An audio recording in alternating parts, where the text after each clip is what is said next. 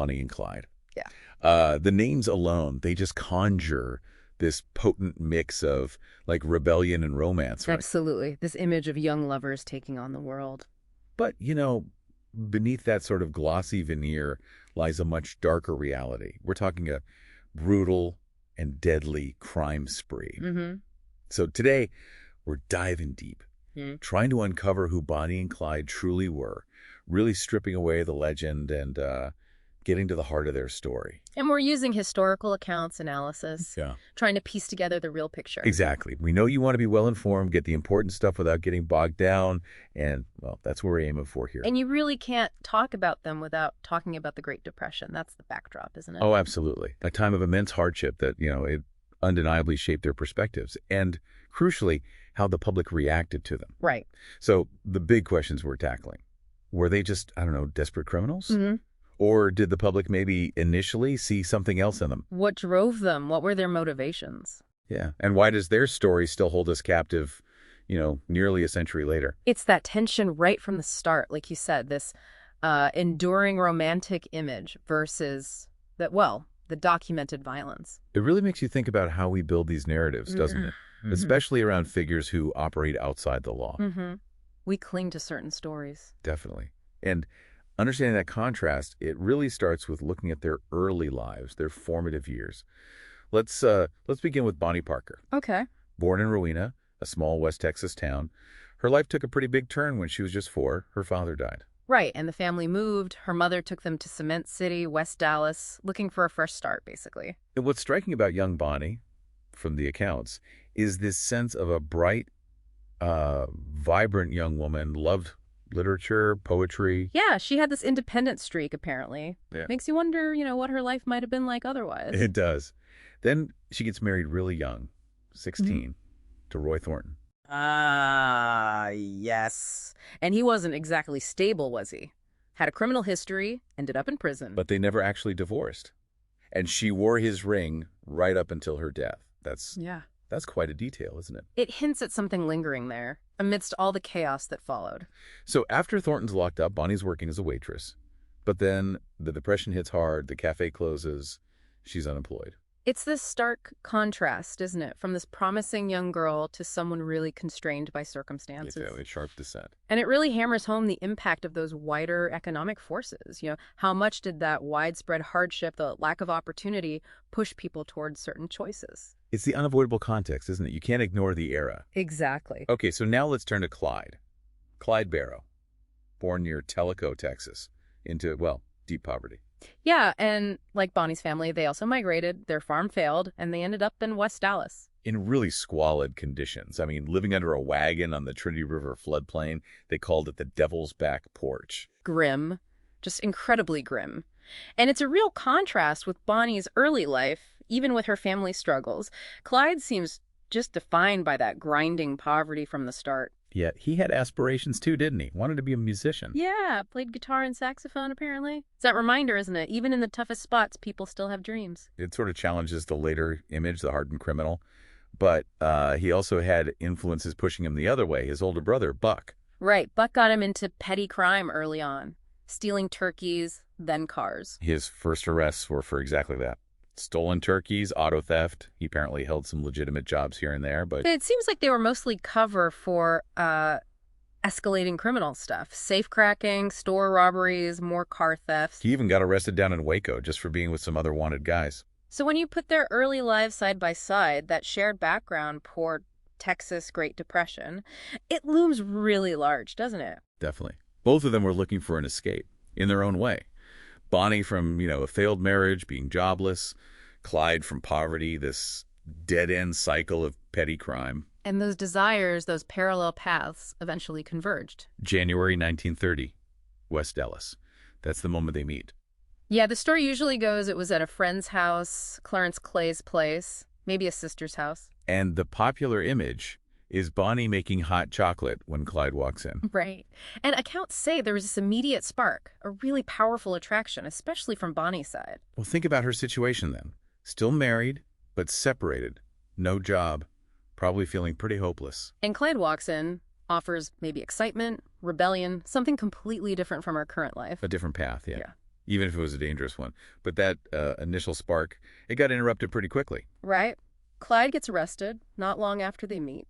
Burglary, car theft again. And this is where Bonnie really shows her hand, doesn't she? It's a crucial moment. Smuggling that Colt pistol to him in the Waco jail. I mean, that's not just sympathy, that's direct involvement. It's a huge step. Shows her commitment, right? Absolutely, a real turning point. And that gun. It helps Clyde escape with a couple of other inmates. March 1930. But freedom didn't last long. They caught him again up in Ohio, and this time, the sentence was much harsher. This is when he ends up at Eastham Prison Farm. Notorious place. Just brutal conditions. And it's at Eastham where he commits his first murder, a fellow inmate. And then there's the toe incident, persuading another inmate to chop off 2 of his toes with an axe. Just imagine the desperation, trying to avoid that crushing labor. It speaks volumes about Eastham. Horrific. And the irony is, he gets paroled not long after anyway. His mother's pleas apparently help. But Eastham changed him deeply. He came out hating the system, vowing he'd never go back. So he's released early 1932. Tries to go straight, maybe, but the Depression's still raging, no real opportunities. Sound familiar? Echoes Bonnie's situation earlier, and so he slips back into robbery. And this time, Bonnie makes the choice. She joins him. And she knew what she was getting into, didn't she? She'd already been arrested with the gang before, after that hardware store robbery. Got off that time, but still. Right. And Clyde and Raymond Hamilton had already committed that murder in Hillsborough, store owner John Booker. The stakes were incredibly high. So when she got released from that earlier arrest, she makes this stark choice.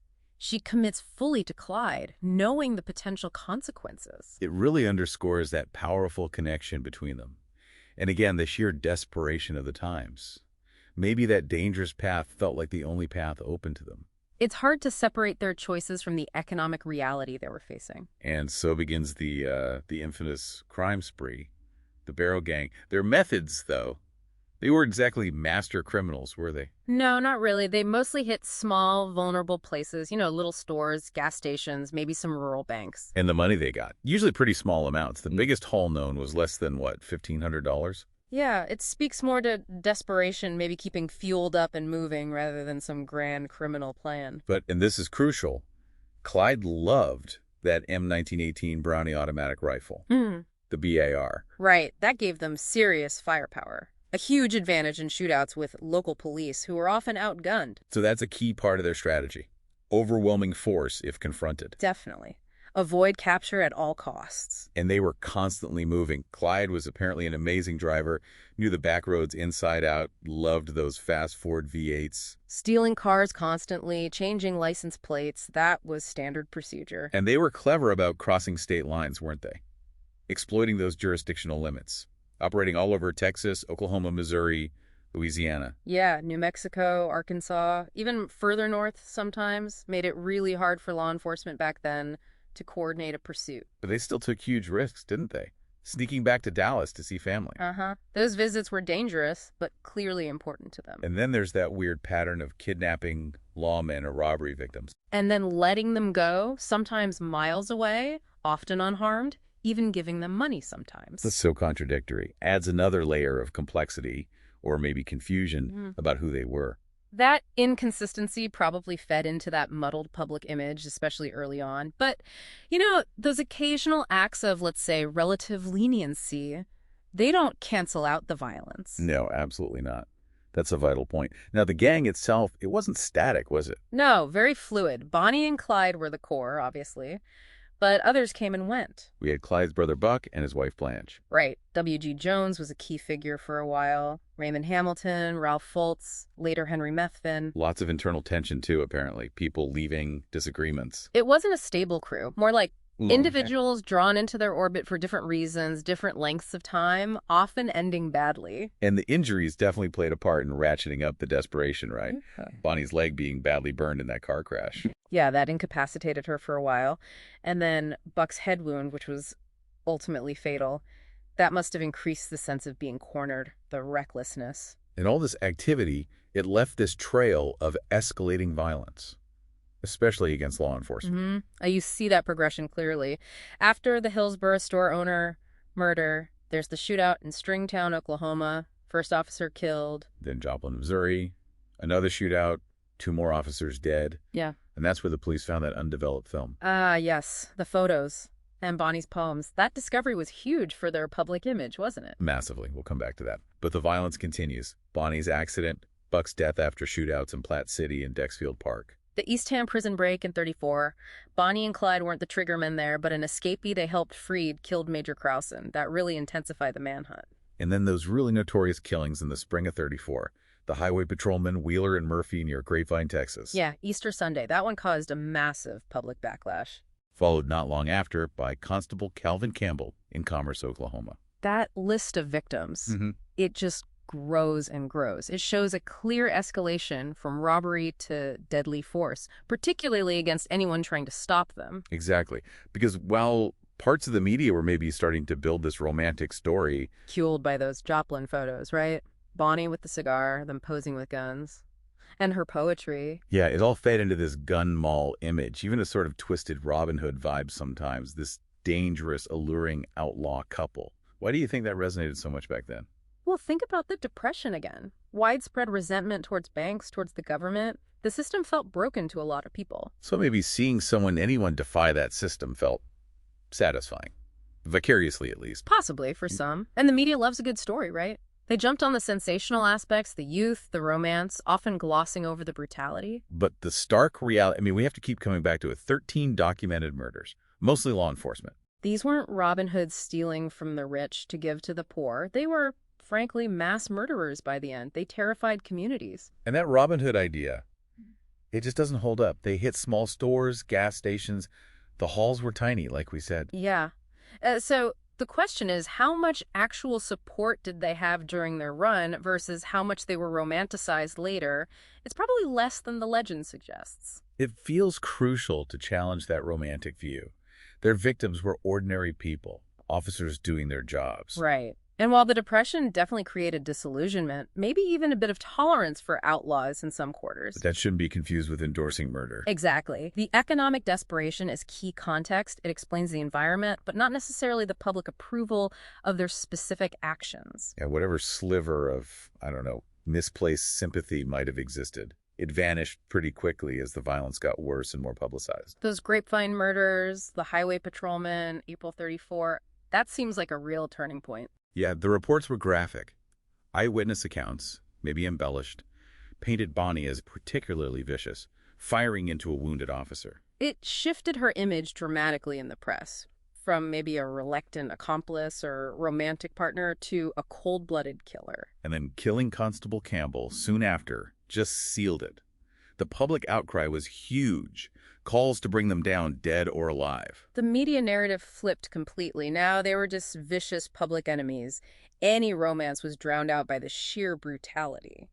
So public opinion turns hard against them. The manhunt ramps up. But catching them was still really tough. Yeah, for several reasons. Their constant movement across state lines, like we mentioned, that jurisdictional mess really hampered early efforts. Clyde's driving. He was apparently brilliant behind the wheel, especially in those powerful Ford V8s they favored. And their firepower, often better armed than the local police they ran into. Plus, maybe early on, that mixed public perception sometimes made it harder for police to get cooperation, though that definitely changed later. Sure, but the tide really started to turn organizationally, too. Right. At first it was fragmented. Local sheriffs, police departments. But then the FBI, the Bureau of Investigation, then got involved. May 1933. Because of the Dyer Act, transporting stolen cars across state lines became a federal crime. That gave the feds jurisdiction. And their involvement brought more coordination. Wanted posters, tracking movements, sharing information. They started focusing on connections, like the Methvin family. Finding that stolen Ford in Michigan traced back to Clyde's aunt. That was a key federal lead. And then there's the Texas side, the Texas Rangers.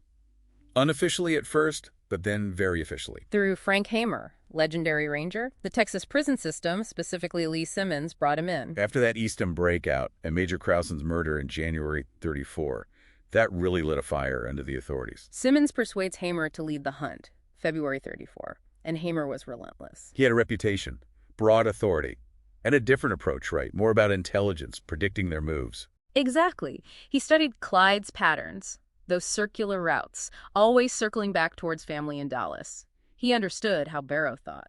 Didn't he basically live in his car for months? Pretty much. Over 100 days just tracking them, anticipating where they'd show up next. Meticulous. And he put together that final posse, a mix of Texas and Louisiana lawmen, Hamer, Galt, Alcorn, Hinton from Dallas County, Jordan and Oakley from Louisiana. It showed that necessary interjurisdictional cooperation finally clicking into place. Learning from past failures. It's kind of ironic, isn't it? Law enforcement had to adopt some of the same tools, fast cars, good road knowledge, but combine it with better strategy and teamwork to finally corner them. Their crime spree inadvertently pushed law enforcement to modernize and cooperate more effectively across state lines, a lasting impact. Which brings us finally to Gibbsland, Louisiana, the ambush. And it all hinged on betrayal, didn't it? It did. Henry Methvin and his family were the key. The posse had intelligence that the gang used the Methvin place near Gibbsland as a hideout sometimes. And then Henry gets separated from Bonnie and Clyde down in Shreveport. That created the opening. The authorities struck a deal with Ivy Methvin, Henry's dad. Ivy helped set the trap. In exchange for leniency for Henry, at least in Texas. Didn't cover his churches elsewhere, like Oklahoma, right? Correct. A crucial distinction. So the plan was set. Ivy parks his truck on the side of Highway 154, pulls off a wheel, makes it look like he's broken down. Banking on Clyde stopping to help if he recognized the truck, driving right into the trap. And that's exactly what happened. Wednesday morning, May 23rd, 1934, about 9:15 a.m. The posse Hamer and the others hidden in the bushes along the road, waiting. Bonnie and Clyde approach in their Ford V8, Bonnie supposedly eating a sandwich. Clyde sees Ivy's truck, slows down. And the posse just opens up. Yeah. Instantly.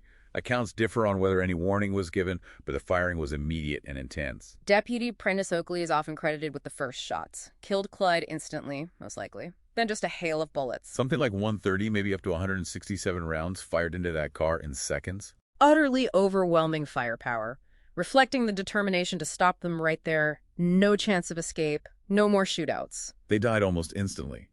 The coroner's report was gruesome. Something like 17 distinct entrance wounds on Barrow, 26 on Parker. Just riddled. And the scene afterwards, it became this bizarre, macabre spectacle. Yeah, people swarming the car, trying to grab souvenirs, shell casings, bits of clothing, hair, even reportedly trying to cut off fingers or ears. Grim. They found a whole arsenal in the car, of course. Bars, shotguns, pistols, thousands of rounds of ammo, stacks of license plates. The bodies were towed to Arcadia, to a furniture store that doubled as a funeral parlor.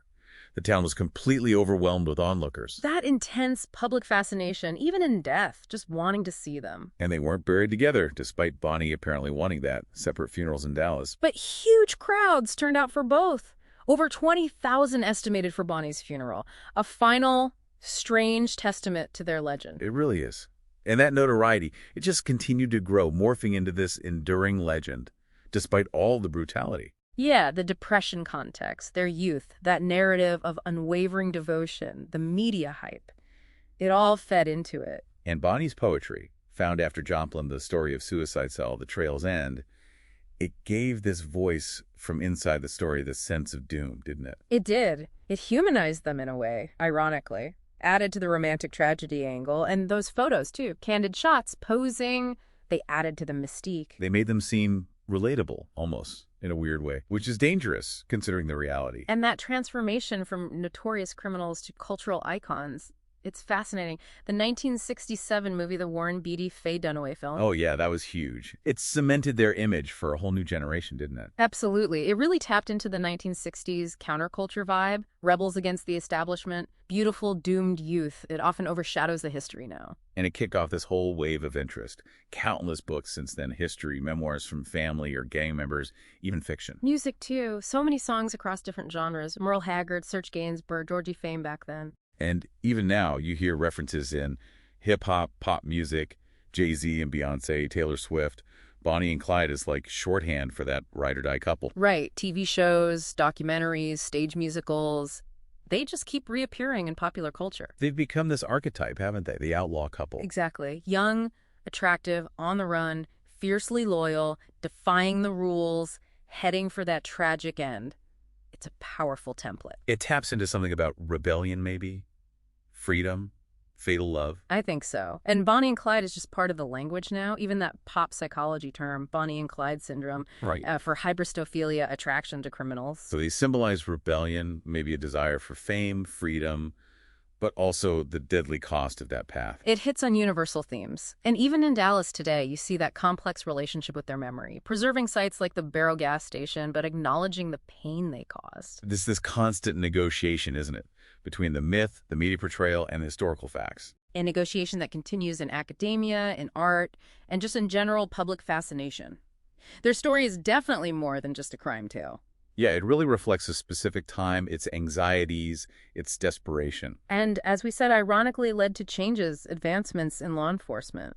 A strange legacy. But it always comes back to that tension, doesn't it? Yeah. The romantic myth versus the brutal reality. It's so important to remember that. The glamorous image can easily obscure the terror they caused, the lives they took. Absolutely. Their story is just such a powerful example of how myths are made, how public memory gets shaped over time. It really is a compelling case study in desperation, media influence, and why some outlaw legends stick, no matter the truth. So for you listening, maybe think about that. How can tough times breed such desperation? How much does the media shape how we see people, heroes or villains? And why do these particular outlaw stories endure, even when we know the ugly truth? Which parts of their story resonate most today, and what does that say about us? It's definitely something to mull over.